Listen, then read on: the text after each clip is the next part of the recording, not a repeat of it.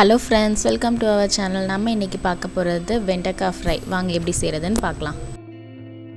இப்போ ஒரு பேனில் 3 டேபிள் ஸ்பூன் அளவு எண்ணெய் சேர்த்துக்கோங்க. எண்ணெய் சேர்த்து எண்ணெய் சூடானதும் அதில் 1/2 டீஸ்பூன் கடுகு, 1/2 டீஸ்பூன் உளுந்து, 1/2 டீஸ்பூன் சீரகம், அது கூடவே கருவேப்பிலை இலைகள் கொஞ்சம் சேர்த்துக்கோங்க. 300 கிராம் வெண்டைக்காவை இது போல் மீடியம் சைஸில் கட் பண்ணி சேர்த்துக்கோங்க. இப்போ வெண்டைக்காவை நல்லா வதக்கிக்கோங்க. அதில் இருக்க பிசுபிசுப்பு தன்மை போகிற வரைக்கும் நல்லா வதக்கிக்கோங்க. இருக்க பிசுபிசுப்பு தன்மை போக்குறதுக்கு ஒரு 7 நிமிஷம் ஆகும். மீடியம் ஃப்ளேமில் வச்சு வதக்கிக்கோங்க.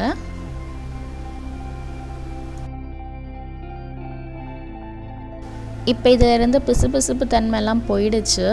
இப்போ நம்ம இதில் 1/4 டீஸ்பூன் மஞ்சத்தூள், 2 டீஸ்பூன் மிளகாய்த்தூள், நான் குழம்பு மிளகாய்த்தூள் சேர்த்துருக்கேன். குழம்பு மிளகாய்த்தூளுக்கு பதிலாக சாம்பார் பொடி அப்படி இல்லைனா கறி மசாலா கூட சேர்த்துக்கலாம், நல்லாயிருக்கும். கூடவே 1/2 டீஸ்பூன் உப்பு, இதெல்லாம் சேர்த்து நல்லா கிளறி விட்டுக்கோங்க. இதெல்லாம் சேர்த்த பிறகு மீடியம் ஃப்ளேமில் ஒரு 5 மினிட்ஸ்க்கு குக் பண்ணிக்கோங்க.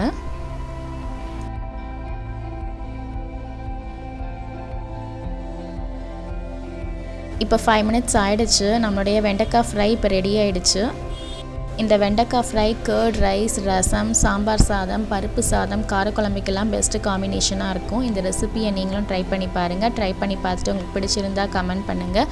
மறக்காமல் சப்ஸ்கிரைப் பண்ணுங்கள். தேங்க்ஸ் ஃபார் வாட்சிங்.